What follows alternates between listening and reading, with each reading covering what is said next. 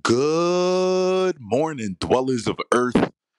Glad to have you back on another day listening to me. My name is Isaiah Anani. I am your host. This is the GameTime Gazette. Let's just get right into it. I want to start with the first topic of the day, and it is the whole Doc Rivers and Milwaukee Bucks. I mean, that whole saga, that whole drama. We've reached that point in the season where we're entering the different alternate alternate realities of the NBA where we're getting beef from where we're getting beef from JJ Redick and Doc Rivers. I did not expect to be seeing this as I entered my week. I did not expect this beef to be the beef that's happening as I entered my week. And I know that Doc Rivers ain't respond yet or anything. It's not like an official beef, but I mean, JJ Redick went on First Take and he was talking about, oh, this and that.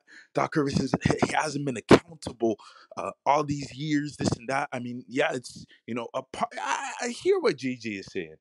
Man, Doc hasn't won since '08, and he's been getting job after job after job from like some of the on some of the best organization, some of the best teams, not just organizations, some of the best like built teams. I mean that Lob City Clippers. Then from the Lob City Clippers went to the Philadelphia 76ers. Philadelphia 76ers. Now he's on the Milwaukee Bucks. And I mean Lob City Clippers had two superstars, Blake Griffin, Chris Paul. The Philadelphia 76ers had Joel Embiid. Ben Simmons was superstar status, I guess, hovering there before that whole first year, or probably was the second year where he just lost his confidence. But hey, Doc coached him too. Couldn't win with that team as well. Went to and now he's in Milwaukee. And then the first, I don't know, let's say first this has been first 10 games. They're 3-7. They haven't looked good. Doc Rivers has come out and he's given some questionable quotes like the first thing was that the most questionable quote that I have seen from Doc Rivers in these last few days was, I mean, he said that he asked the owners when they fired Adrian Griffin. He told them he doesn't understand why they did it, and he asked why did they do it, and they said their response, even though it was a vague tweet, probably didn't get all the information. The response was, "Who? It doesn't matter now. Like we just gotta keep moving." Something like that, along those lines. Like it doesn't matter why we did it, just gotta continue moving, and just alarming. Some alarming things. I mean, he also said how he got the job on their hardest 10 game stretch. So like he, probably wasn't prepared for that, this and that, and it's just like just alarming quotes. One thing obviously I can't give too much advice to he's a decorated NBA coach. He's had a lot of jobs. So he should know that he should not be saying all of these things. He should know that all of these things are fuel to the fire for the media, for fans, to just bash on the Milwaukee Bucks and Doc Rivers. I mean, I don't know where he thought this would be a, you know, something that's constructive or something that's helpful to say to him or the team. Like I don't understand why he would ever think that. It was the most confusing thing ever, because you're telling everybody, one, you weren't prepared for the job when you got it. I mean, and you didn't get the guys prepared properly. I mean, you could say, yeah, it's 3-7 to start out. You could have just, I understand the whole. It was the hardest stretch of the season up until this point. Going on the road for a few of those 10 games, most of those 10 games, and it is a hard stretch of the season. Nobody's saying that, but nobody wants to hear any excuses. This is sports. This is sports. You got to get it done. I mean, you picked up the job. There's nothing else you can say other than you got to get it done. No excuses are meant to be brought out from Doc Rivers, and all these quotes that he's bringing out is just excuse after excuse, and it's like we don't want to be hearing that, especially from you, Doc. Philadelphia, it was Ben's fault. It was Ben's fault that he didn't. I mean, it's true though. Ben was, if he did shoot that shot, make it to the Eastern Conference Finals, maybe they give a run, maybe they give Milwaukee a run for their money that year. You know what I'm saying?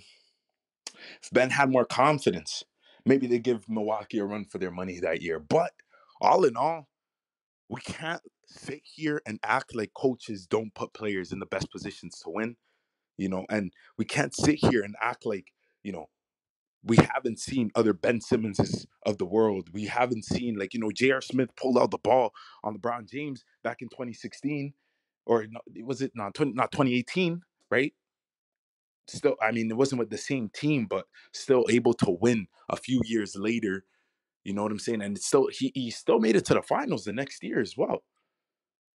I mean, no, he didn't make it to the finals the next year. He left Cleveland, and then he made it to the finals a few years later. But still, get my point that, like, Doc Rivers is riding this, you know, 2008 ring aura. I mean, it's feeding generations. It's fed generations. That one ring has fed generation after generation for Doc Rivers, because he hasn't done much after that.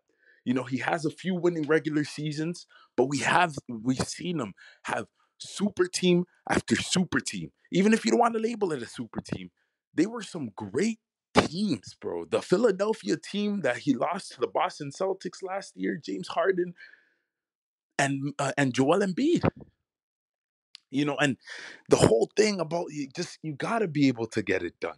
As a coach, you gotta be able to find a way to get it done, because he wasn't able to get it done with Chris Paul and Blake, wasn't able to get it done with Ben Simmons and Joel Embiid, and then wasn't able to get it done with Joel Embiid and James Harden. And that whole thing, I know James Harden's kind of a drama queen in his own right as well. Being where from team to team, just has a lot of drama follows James Harden as well. But we can't act like Doc Rivers hasn't had teams, after team to prove himself again. So, getting another great team with superstars on the team. You got Dame and Giannis. This is one of the top five, if not top three teams in the league, period. At most, they're top five. At most. You got an MVP candidate in Giannis Antetokounmpo, top three MVP candidate. Some might argue with that. We'll talk about that in another pod, but some might argue with that, about him being top three. But he's still top five at most. These type of excuses cannot be leaving your mouth if you're Doc Rivers talking about, we reached the hardest stage, and it was just tough, this and that. Gotta be able to find a way to get it done, because this is for Doc. If it was a different type of coach, maybe given, but for Doc, you gotta be able to find a way to get it done. It's been consistent year after year, and we wonder how I personally, if you guys go back, listen to the pod, I personally questioned this. Last week I was saying, why, like, I don't understand it. Adrian Griffin, like, he had a great uh, uh, record. They were second or first in the East, I believe. They were top two in the East. They're still top three in the East, but they were 32 and 13, something like that, along those lines.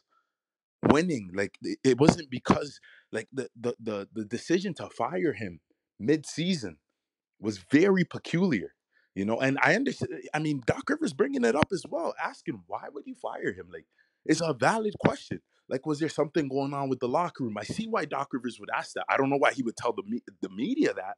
I don't know why he would tell us that. I see why Doc Rivers would ask that, because Adrian Griffin had a great record, and it seemed like the team was, even though defensively they're still lacking, they didn't have a lot of, fans were complaining about the defensive schemes and all of this and all of that. I mean, you're playing with Damian Lillard as your PG, man. Your defense is gonna stink a little bit, But firing him was such an out of nowhere thing that even I wondered. I was like, is this the right decision for them to do? For honestly, the ownership jumping the gun. Not only do they have to pay three coaches at the same time, but this whole drama created mid-season, this whole unnecessary mid-season drama was created by the ownership. Because, and this is what drives superstars away. You see how Giannis Antetokounmpo has been talking about, okay, he wants to see if this organization is an organization of winners. Like, are you going to fill me in with winners, this and that? They went to go get Dame Dollar. But, I mean, you look at it all and it's like, it's not just about getting Dame Dollar. It's not just because the decisions that they're making, the behind the scenes, obviously us as fans, maybe the media gets a sneak peek into that, but us as fans definitely don't know what's going on back then, back there with the organization, with the players. All we can do is speculate and wonder. So when Giannis comes out and says, okay, he wants to see if he's keeping his options open. Free agency is going to loom around for him soon, right? And he wants to see if the organization wants to win just as much as him. He wants to be in and you read into that now. Maybe if you read into that before, and then it was about, oh yeah, because they needed another guy. Chris Middleton was kind of on his downfall after a few injuries that kind of altered Chris Middleton's career from being an all-star to kind of a role player. Obviously, he's obviously looking for help as well. Yeah, Giannis, that's obviously a cry, like saying, okay, management got to go get me some help. But is it also saying that like he doesn't believe in the people up top to be able to win multiple championships, that he doesn't believe in the structure that they have there in Milwaukee? Because like this structure is the same structure that fired Adrian Griffin halfway into the season. The structure is the structure that Giannis has an immense amount of power in Milwaukee. I understand it. I hear it and I understand it. And all the players in the NBA, like the superstar players, they have the immense amount of power in their franchise.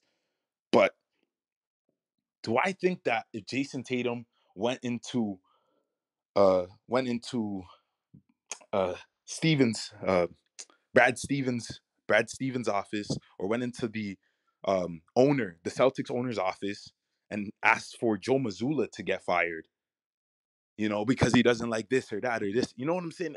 I don't think the conversation would go off the same. I think that, obviously they'd listen to his opinion, but that decision isn't getting made because of the players. I mean, solely because of the player's feelings and what the player, like their star player, feels like is right for the organization. Because even though the star player is a, immense part of the organization, he is not the end all be all. And he is not the guy that probably knows the best thing for the organization. I don't know what went into getting Adrian Griffin fired. Who really does? Maybe Giannis did come out and say da da da. I don't want Adrian Griffin as the coach. This and that. Didn't find the fit to fit. But it's all really weird, man. Like I said before, it's all really really weird. And if the Bucks do not win, I'm like, a lot of people are looking at Doc Rivers. Yeah, obviously he won't get a head coaching job. He wasn't gonna get one before this. That's the thing. People are looking at it and saying, "Oh, he's not going to get a head coaching job after." I mean, I was surprised to see that he got this one. Like I didn't expect Doc Rivers to get this one. So I'm not looking at it like, "Oh, Doc Rivers is he's not." Hey man, if they don't win, he's flat. He wasn't going to get one before this. He wasn't going to get one before this, and I was surprised that he did. He was surprised that he did. Probably. Why would he turn down free money? Why would he do that? Who would do that? Tell me who would do that. But it's not even just about Doc Rivers. That's why I don't even feel like he has that much pressure in him, because I don't think he even felt like he was going to come back to the league. He went to go over. He went to go work at ESPN. So I feel like the pressure is on the Bucks organization, man. Giannis he will leave if he doesn't like it there. Milwaukee's not a desirable city. I mean, or a state or whatever. It's not a desirable place for an NBA player to live. We hear it all around the league. He wants to win championships, and it's like you even hear the stories about Milwaukee as a city, like the whole, like like how it is to live there. I mean, Giannis is probably different for him because he's famous and stuff, and obviously won a championship. But the living conditions there aren't the best for colored people. You know what I mean? So it's like, ah, it's all tough. It's all tough, honestly, man. It's all tough. When as the situation grows, we'll continue to cover it. Just some funny things going on in the NBA. Even seeing, the whole thing. Austin Rivers came back and defending his dad, this and that. Don't really have to, obviously Austin Rivers will defend his dad, and he gave some valid points too. Where it's like, yeah, Doc Rivers has taken the responsibility because he's got him fired from all these jobs. But it is true. Who is still giving this guy Doc Rivers all these opportunities, man? He has one championship. But the other question you have to ask is how many NBA championship head coaches are out there too, available to come out and they're still coaching? None. That's how many. There's no, there's not any uh, head head coach that's won an NBA championship that's not retired or doesn't have a job already. So Doc Rivers was the obvious call for them to make, right? Not a, as the season goes on, we'll talk about it a lot more into depth. As the team gets, a lot more games under their belt. There's only about like 27, 28 games left in the season. So it's going to be interesting to see how all of it pans out for most of these teams. But we'll like, what? I'll keep you updated here right on GameTime Gazette. It's going to be fun as we keep following along. I wanted to move on to some quick F1 talks. Actually, before we move to the next topic, I wanted to talk about, you guys seen that? The Tyrese Halliburton talking about his draft and, him sitting in the draft room and Killian Hayes just getting an unnecessary stray on All-Star weekend. That was hilarious. I just wanted to bring it up. I don't know. Detroit Pistons purgatory. Uh, just thinking about all the last drafts and the few players they could have gotten. Like they actually were in position to get some guys. Halliburton, okay, could have changed the team for sure, but yeah, they would have gotten Cade the next year. And then just looking at that organization as well, it's like, whew, yeah, I don't know how you pass up on I mean, I get how you Halliburton. He wasn't even given his medical to most teams as well, and he was telling teams not to take him. That right there would put your draft stock low, because just that commitment issue that teams have from you, saying that like they don't know if you're committed enough, this and that. You're already choosing before you're even in the league, and he wasn't like a top prospect, even though he was a top prospect. He was, I mean, in like the point guard, he wasn't like the top point guard prospect, so he couldn't be telling teams that though. Um, Even though he was the top 3 point guard in the draft, so it's the trade off. It's the trade off, and at the end of the day, he became a dog at the Pistons stick. And Killian Hayes hasn't turned out well, right? So that's the trade off. That's a trade off. I wanted to talk a little bit about the Champions League games that happened last night. We had a PSV against Dortmund 1-1. That was a good game. Should be a good second leg.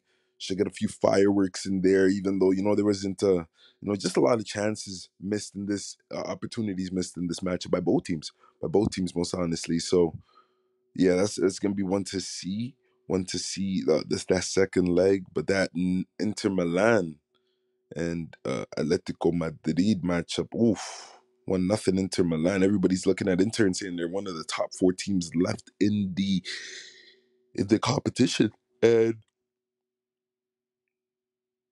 honestly, I agree with that. Yeah, Inter, you got City, you got Arsenal, and you got Madrid. Those are the top 4 teams left right now. And with how they looked last night, Atletico looking kind of, they didn't look great. Atletico didn't look great in and out, right? And they didn't look good. And yeah, I mean, Griezmann had a mid performance. I expected a little bit more from Atletico Madrid, but they were away from home. Um, and even though the away rules, all of this doesn't matter anymore, away goals don't matter no more. I still expected them, to find the back of the net, missed opportunities. They just weren't on the top of their game. It just is what it is with that, right? And yeah, yeah. Today we got some great matches though.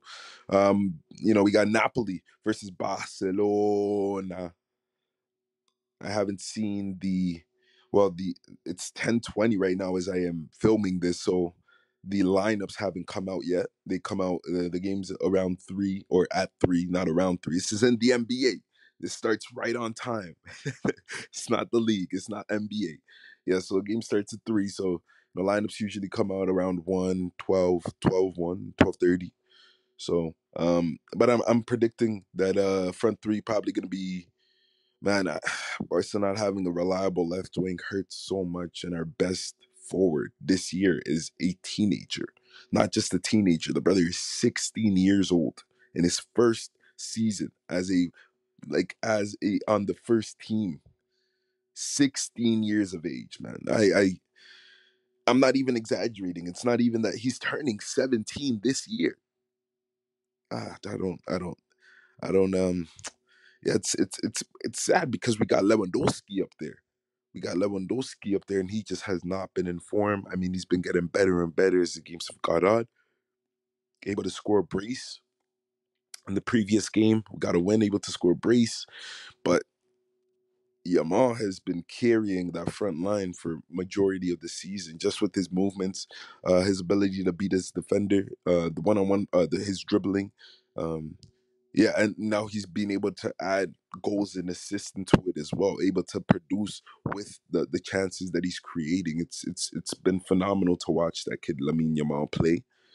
But you can't expect a six. I mean, even the 8 consecutive starts that we're giving him, brother, he is 16 years of age. You got to put back in Rafinha there. I know what Xavi's trying to do though. He's trying to develop him before he leaves. You know, I feel like Xavi really feels connected, like Coleman felt connected to like Gavi and Pedri. I feel like Xavi really feels like his legacy kind of tied with Lamine as well, right? Where it's like Xavi was the one that got Lamine out here, and he wants Lamine. Obviously, he wants everybody to be at the top of their game and be the best, but Lamine has like such high expectations from the fans and the media because of what he was able to do at such a young age. And there's only one other man that's able to like, and you know, really don't want to put that pressure on him. But yeah, they're the second coming of Messi. And it's been like this ever since. I mean, Ansu Fati got them same type of calls where they said he's the second coming of Messi. Obviously, injuries and stuff didn't pan out the way it was meant to pan out. But just looking at that, it's like, yeah, like Xavi definitely wants to push him to be his best, but you got to do it cautiously as well. Got to do it cautiously as well. But it's hard though because he's our best attacker.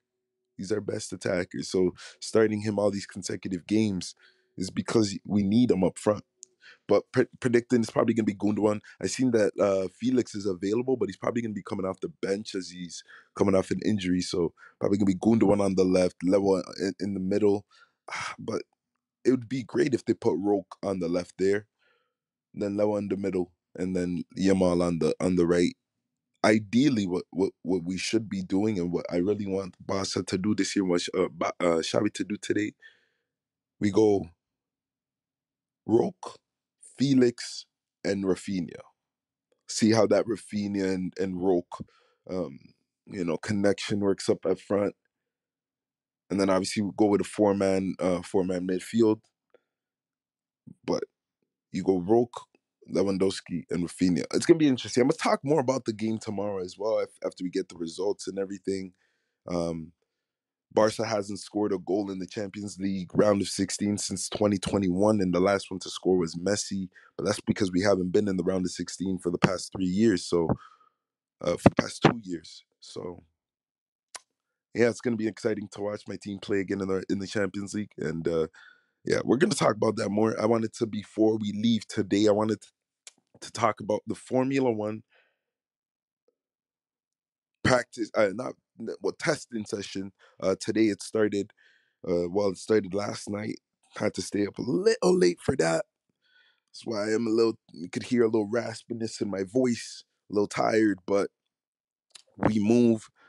Yeah, it was started at 2 a.m. I was just up there trying to see if Mercedes finally gave Louis a car that he can compete with. And obviously we're not gonna know until because everybody's sandbagging. But I mean, as I said, it's 10:25. Like 20 minutes ago, Max Verstappen came out and said it like he beat his his previous lap and set it by 8 tenths. And Red Bull don't have to sandbag. That's the scary thing about it as well. They don't have to do any of that. They don't have to sandbag at all. And for me, I just look at that and it scares me for this season. Are we going to get competitive races again? Last year we've seen the most uncompetitive season in probably all of sports. It was never that close. Max won like 95% of the races. The one race, the few races he didn't win was Monaco. He didn't win Monaco, and that's because the car wasn't built for Monaco. And I forget the other. It's like he didn't win like two or three. It was the most dominant. That the Red Bull car was the most dominant race car ever built, the most dominant sports season ever had. Max Verstappen won like 95% of his races. And then like 90% of them, nobody was even close to him. And nobody could even compare this to the Merc days, because the Merc days, at least you had, battles with Bottas, battles with, Rosenberg, battles with Hamilton. Hamilton would battle his partners, his teammates. Perez didn't even battle Verstappen last year. It was Verstappen by himself at the front. You would watch the first 10 laps and then the next 50, 60, those laps are unwatchable because Verstappen is 10 seconds ahead of everybody else. I'm excited that this year they're scrapping all the regulations, going to get back to base next year. And I'm excited that Lewis is going to Ferrari, all of that. Very exciting. But this year, it cannot be a wash. We have to see some battles. We have to see some races. And I would love to see Mercedes get another title with Louis before he goes to Ferrari. But if I'm being honest, I thought I had a lot of hope for the Merc. And then they might be sandbagging. They very well might be sandbagging because they kind of have to. Well, not kind of have to, but it's better for them to sandbag. Red Bull, they don't have to. But Merc, not that it's looking slow. Porpoising is a little better. Looks like the balance on the car is a lot better as well. Um, like they put a new front wing. Merc put a new front wing there with a little bit dents in the front wing as well to help with the downshifts, downforce, helping with the just putting the air in the right places in the ship, on the car, the aerodynamic features, just making it uh, a little bit easier to just glide, and be able to get a little bit more speed this year. It's going to be interesting to see. As the testing goes on and as we get more information about all these cars, I'm going to just keep you guys updated as I always do. Really don't have much to say other than, praying that Merck gave Louis a card to compete. I do not want to watch another year of, even if it's okay. I'm praying that Ferrari gave Leclerc and Sainz a card to compete, because we cannot watch another year because Perez is not going to do it. I don't know if it's confidence is just shot. Probably is, with the way the Red Bull executives just love sucking off Max and bringing off, and then just bringing down Perez. His confidence might be shot for sure, but we didn't see him challenge Max at all last year. Gotta be Lewis. We know Lewis has the capabilities of doing that if he has the car. It's gonna be interesting to see. I'm gonna be excited. I'm excited. F1 season finally starting to roll along. We're gonna start talking a little bit more baseball too. Baseball season starting to roll along too. We're gonna get spring training just now. It's gonna be fun, man. And it's playoffs for NHL, NBA. All those sports are coming up. Champions League finals. All those. We're gonna get into the juicy part of sports just before the summer. So stay tuned with me, guys. I thank you. I mean, if you got to the end and if you're already listening at this point, leave a review. Tell me how I did. Tell me what I could do better. I want to hear from you guys. And even if you don't think that there's anything I could do better or worse, leave a review and tell me what you thought about this episode today. Tell me your thoughts about what I talked about today. I want to hear from you guys. If you already got to the end, I appreciate you. And why not? I mean, I want to see what you guys think. Thank you so much for listening on another day. And as I always say, I hope God answers every single one of the prayers you guys got out for yourselves. Stay ambitious, stay goal driven, because that's how humans stay alive and happy. Have an amazing day. You're going to have some fun. I'm going to have some fun. This has been your host, Isaiah Anen.